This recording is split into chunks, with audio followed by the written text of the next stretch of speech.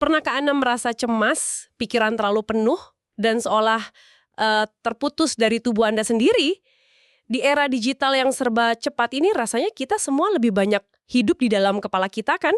Selalu menganalisis, merencanakan, khawatir, sementara tubuh kita kayaknya cuma jadi ya kendaraan buat bawa otak kita kemana-mana. Nah, hari ini kita akan membahas sebuah gagasan yang mungkin bisa jadi penawarnya. Kita akan melakukan penelusuran mendalam terhadap sebuah buku dari tahun 1956 yang gagasannya terasa luar biasa relevan untuk hari ini. Judulnya Hara, The Earth Mitte des Menschen, atau Hara, Pusat Vital Manusia, karya seorang pemikir Jerman bernama Karl Friedrich Graf Durkheim. Misi kita hari ini adalah membongkar ide radikal Durkheim bahwa stabilitas sejati, ketenangan batin, dan kesehatan fisik itu tidak ditemukan di dalam pikiran, melainkan berjangkar pada satu titik spesifik di tubuh kita yang ia sebut hara. Kita akan lihat filosofinya, konteks budayanya, dan yang paling penting, latihan praktisnya. Oke, mari kita bedah ini. Tepat sekali. Dan penting untuk kita pahami dulu konteksnya ya. Buku ini bukan sekedar buku esoteris kuno yang ditemukan kembali. Ini justru lahir sebagai jawaban, sebagai respon langsung atas krisis makna besar-besaran dan kehampaan spiritual di Eropa. Setelah Perang Dunia Kedua itu ya? Betul. Dan yang membuatnya luar biasa adalah bagaimana Durkheim menjembatani dua dunia yang tampaknya jauh berbeda. Mistisisme Jerman dan Zen Jepang. Tesisnya tentang membumi secara fisik ini, anehnya, justru menjadi penawar yang sangat akurat untuk kecemasan. Dan keterputusan digital yang kita alami sekarang. Persis. Oke, sebelum kita masuk ke konsep hara itu sendiri, saya penasaran dengan sosok Durkheim ini. Siapa sebenarnya dia? Dari namanya, Karl Friedrich Graf Durkheim, kedengarannya seperti bangsawan. Memang benar. Dia bukan figur biasa. Seorang aristokrat Jerman, diplomat tingkat tinggi, psikolog, dan kemudian menjadi psikoterapis dan juga guru spiritual. Hidupnya penuh dengan kontradiksi dan transformasi. Dia punya segalanya, gelar, status, kecerdasan. Tapi di balik semua itu, ia merasa ada sesuatu yang kurang, sebuah fondasi yang rapuh. Dan pencarian fondasi itu yang membawanya ke Jepang, kan? Saya baca di sumber kita perjalanannya ke sana di tahun 1938 itu jadi titik balik yang krusial. Betul. Dia dikirim ke sana dalam kapasitasnya sebagai diplomat, tapi misinya yang sebenarnya adalah mempelajari budaya Jepang. Di sanalah dunianya terguncang. Dia tidak hanya menemukan lanskap politik yang berbeda, tapi juga dimensi spiritual yang sama sekali baru. Dia berinteraksi secara mendalam dengan tokoh-tokoh besar seperti sarjana Zen Dite Suzuki dan yang paling berpengaruh. Master panahan Zen itu ya, Awa Kenzo. Tepat, Awa Kenzo. Panahan Zen, apa yang istimewa dari itu sampai bisa mengubah cara pandang seorang diplomat Jerman? Karena dalam panahan Zen, target fisiknya itu bukan tujuan utama. Tujuannya adalah mencapai keadaan di mana sang pemanah lenyap dan busur menembakkan panahnya sendiri. Jadi ini latihan melepaskan ego ya? Persis, melepaskan kontrol pikiran yang kaku dan membiarkan sebuah kekuatan yang lebih dalam dari tubuh mengambil alih. Durkheim melihat ini sebagai manifestasi fisik dari apa yang selama ini ia cari. Tapi momen pencerahan sejatinya terjadi di tempat yang paling tidak terduga. Saya nggak nyangka titik baliknya terjadi di penjara. Biasanya kan kita bayangin pencerahan terjadi di tempat sunyi, di atas gunung. Tapi ini di dalam sel isolasi penjara Sugamo, ini benar-benar membalikkan ekspektasi. Justru di sanalah transformasinya terjadi. Setelah perang berakhir, ia ditahan oleh pasukan sekutu selama 16 bulan. Di dalam isolasi total itu, semua identitasnya dilucuti. Status bangsawan, gelar diplomat. Reputasi akademisnya semuanya hilang. Egonya hancur lebur. Tapi justru di tengah kehancuran itu, ia merasakan sesuatu yang lain. Sesuatu yang menopangnya dari dalam, yang tidak bisa direnggut oleh siapapun. Dia menyebutnya keberadaan atau being. Pengalaman inilah yang menjadi dasar empiris bukunya. Dia menyadari ada kekuatan di dalam diri kita yang bisa diakses secara somatik, melalui tubuh, justru di saat ego tak lagi berkuasa. Dari pengalaman pribadi yang mendalam itu, dia kemudian merumuskan diagnosisnya tentang penyakit manusia barat. Dia melihat kita hidup dalam kondisi salah tempat yang kronis. Bisa dijelaskan maksudnya? Maksudnya, pusat kesadaran kita, rasa aku kita, itu terperangkap di dua lokasi. Di kepala, dunia konsep, analisis, intelek, dan di dada, dunia emosi personal, kebanggaan, dan ego. Durkheim punya istilah yang sangat visual untuk ini. Postur dada membusung, perut masuk, atau chest out, belly in. Wah, ini menarik. Ini mengingatkan saya pada power pose di dunia korporat. Atau bagaimana orang menampilkan citra diri yang kuat di media sosial. Seolah-olah kita harus selalu terlihat tegar, bahu ditarik ke belakang, dada dibusungkan. Persis. Tapi bagi Durkheim, ini bukan sekedar gaya berdiri. Ini adalah manifestasi fisik dari budaya yang terlalu memuja kehendak ego. Postur ini secara fisik tegang, kaku, dan rapuh. Ini adalah postur seseorang yang terus-menerus berjuang melawan gravitasi, melawan kehidupan itu sendiri. Dari pengamatannya, Durkheim kemudian mengontraskan dua paradigma ini. Oke, itu paradigma barat yang sangat kita kenal rasanya seperti mode default kita ya. Tapi saya penasaran, apa yang Durkheim lihat di Jepang yang begitu kontras sampai ia merumuskan paradigma tandingannya? Paradigma tandingannya adalah paradigma hara yang berpusat pada diri, bukan ego. Pusat kesadarannya ada di perut bawah, di titik yang disebut tanden atau hara. Jadi posturnya beda ya? Beda sekali. Posturnya rileks, bahu jatuh, seolah berakar di bumi. Menerima gravitasi. Sumber kekuatannya bukan dari willpower atau kehendak paksa, tapi dari aliran energi kehidupan yang alami, yang dalam tradisi Jepang disebut ki. Dan bagaimana perbedaan ini terlihat saat menghadapi tekanan atau krisis? Perbedaannya fundamental. Seseorang yang berpusat di ego, di kepala atau dada, saat menghadapi krisis, respons alaminya adalah panik, tegang, menjadi lebih kaku.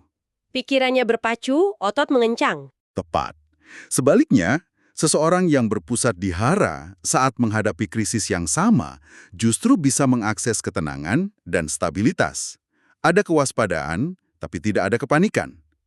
Ini mungkin terasa familiar bagi Anda saat menghadapi situasi penuh tekanan di pekerjaan atau kehidupan pribadi. Apakah Anda merasa naik ke kepala atau justru bisa tetap membumi? Tapi sepertinya konsepnya jauh lebih dalam dari itu. Jadi ini bukan cuma soal otot perut ya? Tepat. Ini lebih ke pusat kesadaran. Secara fisik, Durkheim memang menunjuk lokasi spesifik yang disebut tanden. Kira-kira 2 atau 3 jari di bawah pusar, dan di tengah-tengah antara dinding perut dan tulang belakang. Pusat gravitasi tubuh kita ya? Betul. Secara anatomis murni itu pusat gravitasi, titik keseimbangan. Tapi yang paling menarik adalah bagaimana Durkheim menolak keras pemisahan antara tubuh dan jiwa yang begitu dominan di pemikiran barat. Baginya, hara bukan sekedar titik fisik. Ia adalah sebuah persimpangan multidimensi. Persimpangan multidimensi, maksudnya seperti apa? Dia melihatnya sebagai 3 pusat yang menyatu dalam satu titik. Pertama, ini adalah pusat vitalitas. Semacam wadah atau baterai energi kehidupan ki. Oke. Orang yang penuh di area ini punya stamina dan daya hidup yang besar. Kedua, ini adalah pusat psikologis. Tempat bersemayamnya ketenangan batin yang tak tergoyahkan, keberanian, dan kesabaran. Dan ketiga, ini adalah pusat spiritual. Semacam gerbang atau pintu di mana aku kecil, ego yang cemas dan terbatas itu, Bisa bertemu dan menyatu dengan diri besar atau self? tepat sekali. Itu luar biasa ya, bahwa konsep sedalam ini sudah tertanam dalam bahasa sehari-hari mereka. Durkheim bahkan menganalisis beberapa idiom Jepang untuk membuktikannya. Benar. Dan ini bukti terkuat bahwa hara bukanlah sekedar teknik pernafasan, tapi sebuah cara hidup, sebuah etika. Misalnya idiom Harano Aruhito, secara harfiah, artinya orang yang punya hara. Ini bukan berarti orang yang perutnya besar kan? Bukan. Ini merujuk pada orang yang matang, tenang, berwibawa, dan bisa diandalkan. Kebalikannya adalah Harano Naihito, atau orang tanpa hara. Ini sebutan untuk orang yang cemas, reaktif, gak bisa ambil keputusan, dan secara psikologis berat di atas. Ada satu lagi yang menurut saya sangat kuat. Hara Owaru. Ya, membelah perut. Ini idiom untuk kejujuran total. Bicara dari hati ke hati tanpa ada yang ditutupi. Maknanya sangat dalam. Kebenaran sejati itu datang dari pusat keberadaan, di perut, bukan dari manipulasi kata-kata atau konsep cerdas di kepala. Wow, Durkheim lalu memperkenalkan satu konsep teoritis dari bahasa Jerman yang tampaknya menjadi jembatan untuk semua ini, yaitu Durchlässigkeit. Ini terdengar rumit, bisa diterjemahkan sebagai transparansi atau permeabilitas. Apa sebenarnya maksudnya? Ini mungkin konsep teoretis terpenting dalam bukunya. Durkheim berargumen bahwa tujuan tertinggi hidup manusia adalah menjadi transparan terhadap kehidupan ilahi atau transendensi. Artinya menjadi saluran yang jernih bagi aliran kehidupan itu sendiri, tanpa hambatan. Nah, apa penghalang utamanya? Penghalang utamanya adalah ego yang membeku dalam bentuk ketegangan fisik dan mental. Jadi, transparan di sini maksudnya seperti menjadi saluran, begitu, bukan tembok. Persis. Saat kita berpusat di kepala atau dada, kita sedang membangun tembok ego. Kita kaku, defensif, terpisah. Dengan secara sadar memindahkan pusat kesadaran kita ke hara, ego akan melepaskan cengkramannya yang tegang. Tembok itu perlahan runtuh, dan kita menjadi lebih permeabel, lebih transparan. Kita tidak lagi melakukan kehidupan dengan paksa, tapi membiarkan kehidupan mengalir melalui kita. Ini pada akhirnya mengangkat pertanyaan filosofis yang penting ya. Apa sebenarnya diri kita ini? Apakah kita tembok itu atau saluran di baliknya? Tepat. Oke, teori ini sangat mendalam dan menarik. Tapi pertanyaannya, bagaimana cara melakukannya? Durkheim sangat menekankan pentingnya latihan atau ubung. Dia nggak mau ini hanya jadi konsep di kepala. Mari kita telusuri langkah-langkah praktisnya. Fondasinya, katanya, dimulai dari postur duduk yang benar. Betul, karena postur adalah cerminan dari keadaan batin kita. Jika postur kita salah tempat, kesadaran kita juga akan salah tempat. Mari kita coba pandu pendengar. Coba lakukan sekarang saat Anda mendengarkan, jika memungkinkan. Langkah pertama adalah basis. Duduklah di ujung kursi atau di atas bantal, jangan bersandar. Ciptakan segitiga stabilitas dengan dua kaki atau lutut Anda di lantai dan tulang duduk Anda. Rasakan panggul Anda stabil dan membumi. Kedua, poros vertikal. Luruskan tulang belakang Anda, tapi jangan tegang. Bayangkan ada seutas benang emas yang menarik lembut puncak kepala Anda ke atas.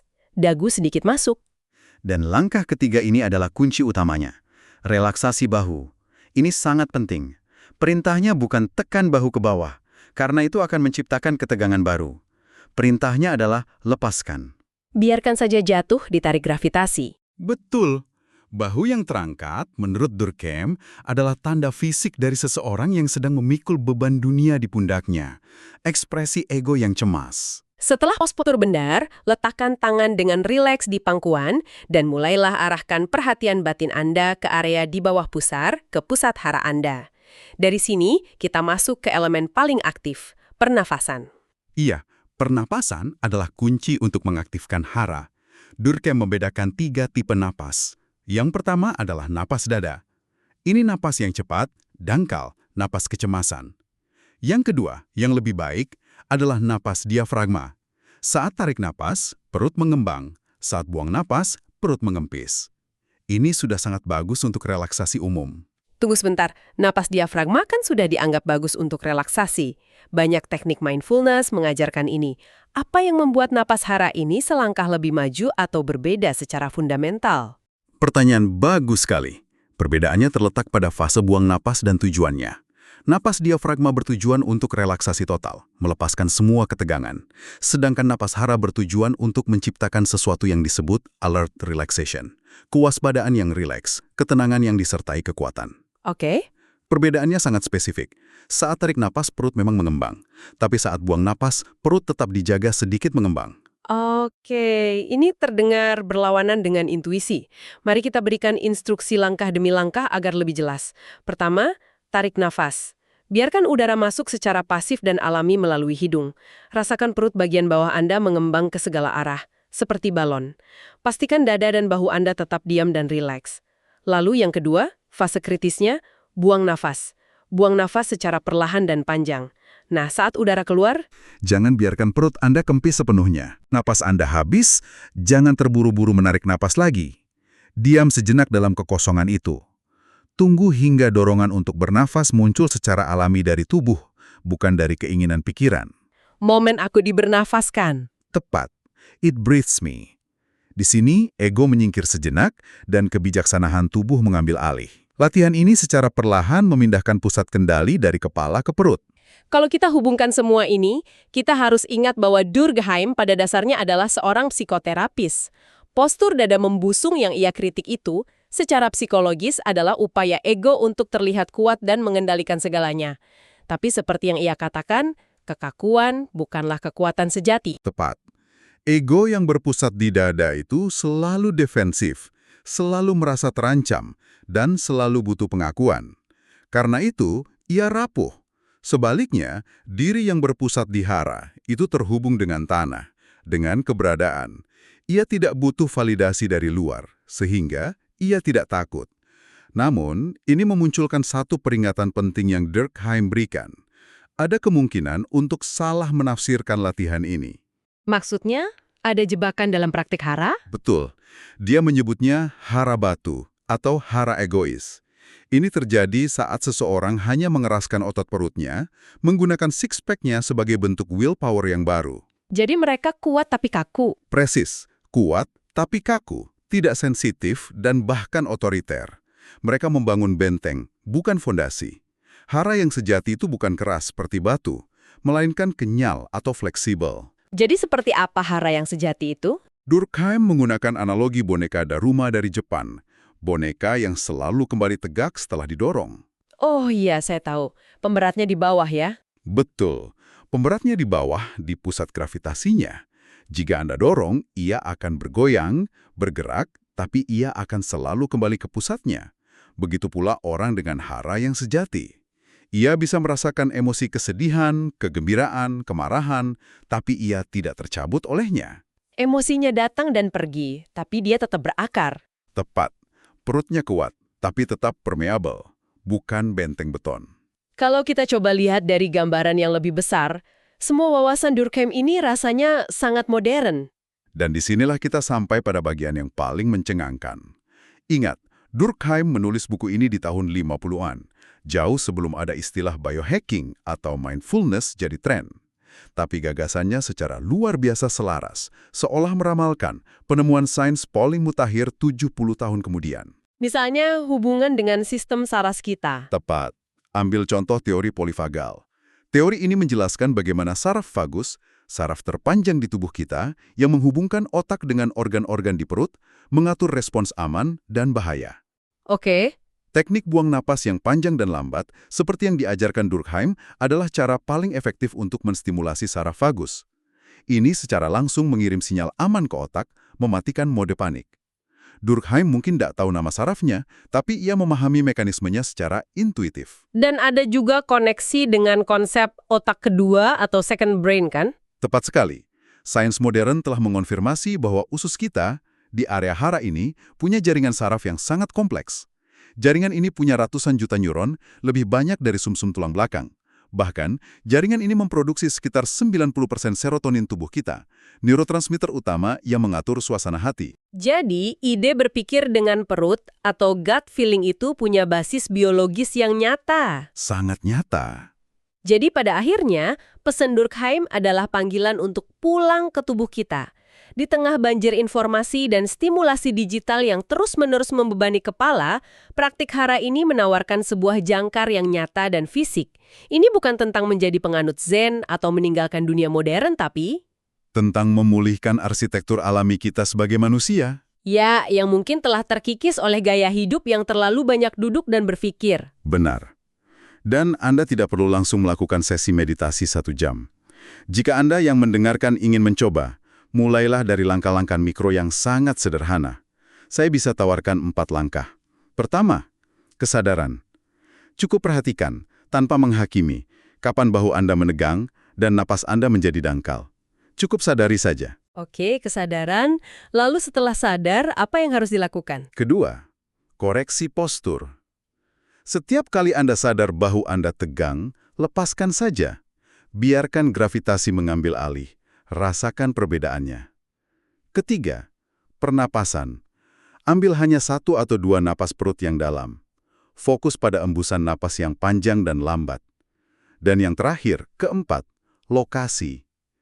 Coba untuk sesaat pindahkan rasa aku Anda. Dari belakang mata. Iya, dari yang biasanya di belakang mata atau di dalam kepala.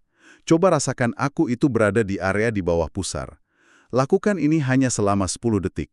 Itu sudah cukup untuk memulai. Jadi setelah mendengar semua ini, coba luangkan waktu sejenak, sekarang juga, berhenti sejenak, di mana Anda merasakan pusat kesadaran Anda saat ini.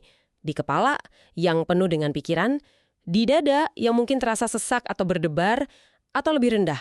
Dan renungkan apa yang mungkin berubah jika Anda dengan sengaja mencoba menurunkannya, bahkan hanya untuk satu tarikan nafas saja.